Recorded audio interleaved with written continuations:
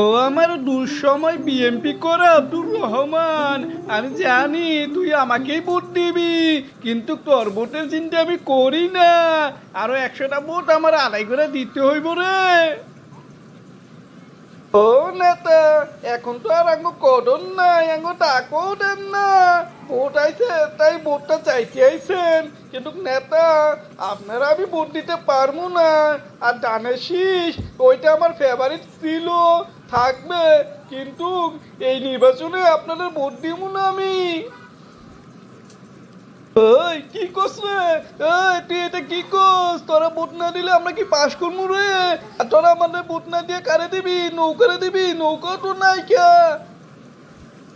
ও নেতা, এবারকার তো নৌকা নাই, যদি নৌকা থাকতো তাহলে আমি ধানের শীষেই ভোট দিতাম। নৌকা যখন নাইকা তাই এবার ধানের শীষও ভোট দিব না। আমি এবার প্রার্থী দেখে ভোট দিব, যোগ্যতা সম্পন্ন লোক দেখে ভোট দিব। যদি নৌকা ধানের শীষ থাকতো ঠিকই আমি ধানের শীষের লোক হইতাম, কিন্তু এবার হমু না নেতা। এই বেটা কি কস বুঝছি না, কস না কি রে? সারা জীবন ডায়ালিসিস কইরা গেছন, এখন ডায়ালিসিস করবি না?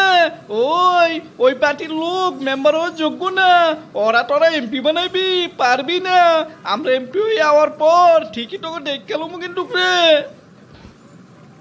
ও নেতা, নৌকা ছিল বলো মায়ের খেয়েছি, এবার ডানাশিস আইলো মায়েরই খামু।